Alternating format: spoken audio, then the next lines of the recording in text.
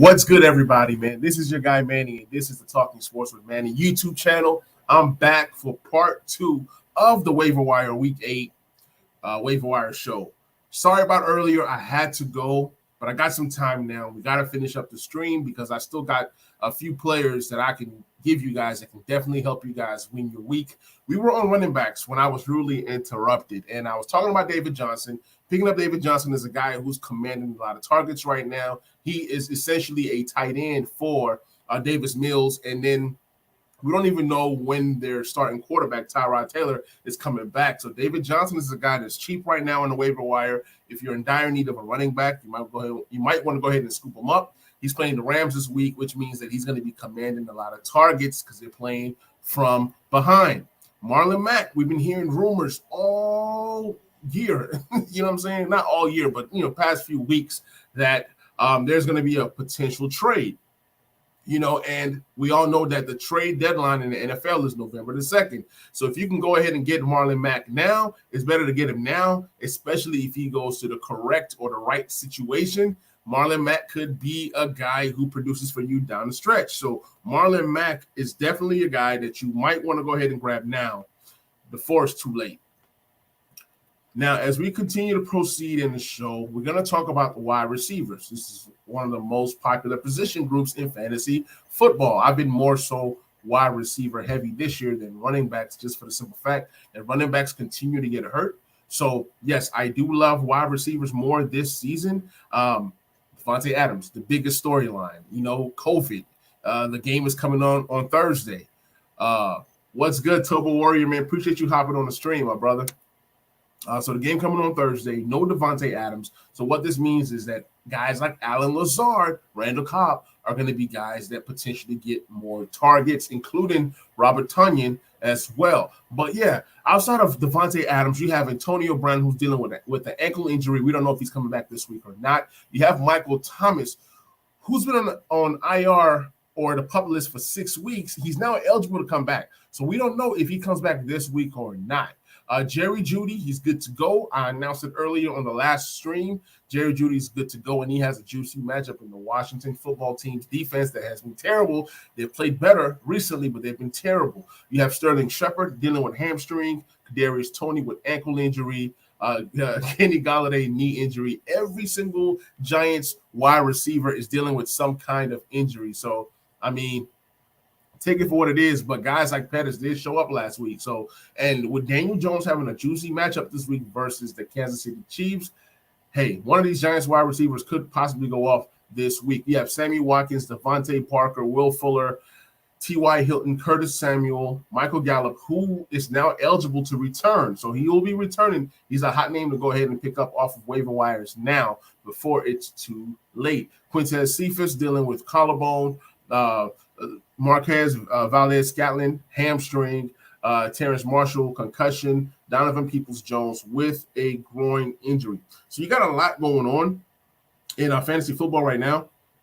So you definitely need to be paying attention to the trends. You got to look at the players that are hot. You got to look at the players that are going down. And you need to start to send out trade offers for players that are going to blow up eventually. Like a player that I'm grabbing everywhere right now is Alan Lazard. We don't know what's going on with the Green Bay Packers wide receiver group. I think that Alan Lazard could be a guy that has some good weeks coming up. He has double digits in back-to-back weeks. And this week versus Arizona Thursday night football, he can potentially be a guy that commands 10 to 15 targets based off of game script. So go grab Alan Lazard if you can before it's too late. All right, I'm going to share this stream out.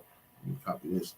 All right, so here's some guys that I would say go ahead and grab. Outside of Alan Lazard, who's going to be the hottest wide receiver snatched in waivers come tomorrow morning, Cole Beasley, if he's out there. Cole Beasley should not be out there in your waiver wire pool. But if he is, you want to go ahead and grab him. He has a juicy matchup versus the Miami Dolphins, and I see Cole Beasley as a guy who has potential to eat in that offense. Anybody who Josh Allen is throwing the ball to has potential to eat. Emmanuel Sanders, Dawson Knox going down. That means somebody's going to have an uptick in targets, and it could be Cole Beasley. Darius Slayton, he's the only healthy wide receiver on the Giants currently. So he's definitely a guy that, warrants being picked up. I picked him up last week, and he did some decent damage for me, and I was kind of glad that I was able to grab him. Also, Laviska Shenault. I came on the show about 3 weeks ago, and I said that Laviska Shenault was going to get more targets than Marvin Jones. Obviously, I was wrong. The targets have been there, but it hasn't been as much as I thought it was going to be with DJ Chark, being gone. And now DJ Chark has been announced that he's out for the entire season. Laviska Shenault is there, but Jamal Agnew, he seems to be the guy that's playing in the Laviska Shenault position right now, which is the slot, and they've moved Laviska out to the outside. So I don't know how that goes moving forward, but he's definitely a name to keep an eye on. But somebody dropped him in my league. I'm definitely picking him up. They're going against Seattle. Seattle used to be a favorable matchup, but they played so well yesterday that is making me question, should I go all out and start all these Jacksonville Jaguars skill position players that are not named James Robinson? T.Y. Hilton came back last week. Then he got hurt. So now I don't know if he's healthy, if he's not healthy, but he's definitely a name to monitor. I mean, at the end of the day, the one game that T.Y. Hilton did play, he did have 4 receptions for 80 yards. So he's very capable. He's still very capable, and he should be healthy this week. If he's healthy and if he's out there, scoop him up, start him with confidence versus that weak Tennessee Titans defense. It could be a potential shootout, and it is a division game. So I do like T.Y. Hilton. Oh, also, man, Michael Pittman Jr., I need to apologize. I knew you were going to be good, but I didn't know that you was going to be this good. And I'm apologizing because I did not pick you up in more leagues. I don't have enough Michael Pittman shares to go around, but man, he is balling out of control right now currently. Michael Gallup, I talked about this earlier. He's now designated to come back from the IR. He's a guy that you want to have on your roster just in case Dak Prescott starts, going on that crazy run where he's passing for 300 to 400 yards a game and 2 to 3 touchdowns a game. Michael Gallup is still a very vital part of this Dallas Cowboys offense, and he could be a useful wide receiver 3, especially in deep leagues. Rashad Bateman. Last week, I predicted that this is going to be the Rashad Bateman week to explode, a week of breakout. I was partially right, and I was partially wrong. Rashad Bateman did have a good week. I wanted more. He had 3 catches for 80 yards. Okay. It could have been a bigger day, but the game script and the way that, they were defended, it just didn't bode well for Rashad Bateman. This week, he gets a Minnesota Vikings defense that has been up and down. So that's a potential shootout game. I'm expecting Lamar Jackson to pass the ball very well versus that weak Minnesota Vikings defense. So, yeah, Rashad Bateman, if he's out there in your league, you want to go ahead and snatch him. I think that he's going to end up being the number 1 wide receiver on that team as the season progresses. I know Hollywood Brown is doing his thing, but Hollywood Brown cannot do some of the things that Rashad Bateman can do. Now, Hollywood Brown has been a great story. Phil Yates had an interesting stat that I found so interesting. He posted this, I think, about 2 days ago. Phil Yates said that since week 12 last year until week 7 currently this year, Hollywood Brown has the most touchdowns, the most receiving touchdowns in the NFL. If you don't believe me, go research it out for yourself. That's just an interesting stat. Turbo says, aren't the Vikings playing the Cowboys this weekend? Let me see. I could be wrong. I am so sorry. I'm so sorry. You are absolutely right. You're absolutely right. Yes. The Cowboys play the Minnesota Vikings this weekend. Then who does Rashad Bateman play? I got to go ahead and look at this. My fault, guys. I hate being wrong. Rashad Bateman is on bye week. I apologize. I was looking at the last matchup. Yeah, you're absolutely right. So Rashad Bateman, plenty of guys are going to drop him this week because of bye week. He's playing the Minnesota Vikings in week 9. I apologize for that. I was wrong. Great catch, Turbo. I appreciate it. Moving along, back to my list. Belabor the point no longer. Khalif Raymond. Khalif Raymond has been a great story. The last 2 games, he's just going bananas right now. He's getting all the targets out of that receiving room.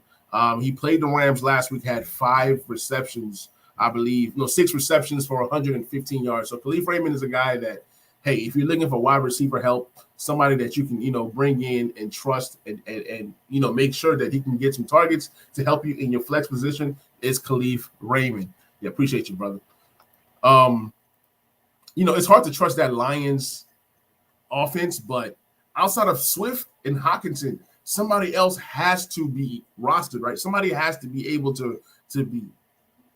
I mean, somebody got to catch passes. Is all I'm saying. And if they're losing, it's Khalif Raymond in the slot. It's Swift and it's Hockenson. Those are easy throws to make, passes to the slot, slants, things of that nature, and it just bodes well for the kind of game that Jared Goff has. So, a lot of Khalif Raymond last week, and I expect a lot of Khalif Raymond going forward versus the Philadelphia Eagles. A guy that has made me mad all year is Russell Gage. The minute I drop this guy, he decides to have 4 catches for 67 yards and a touchdown. Had a great game last week. Moving forward, they're playing the Carolina Panthers, who many of us thought, hey, they had a pretty good defense, right? What has happened is the Carolina defense is not as good as we thought. Now, granted, when Gilmore starts to play, I don't know if he played last week, but he should be available to play this coming week. Maybe, things change. But Russell Gage is a guy that's going to command a lot of targets now. You got Cordero Patterson. You got Kyle Pitts. You have all these different guys who's going to come in and play pretty well.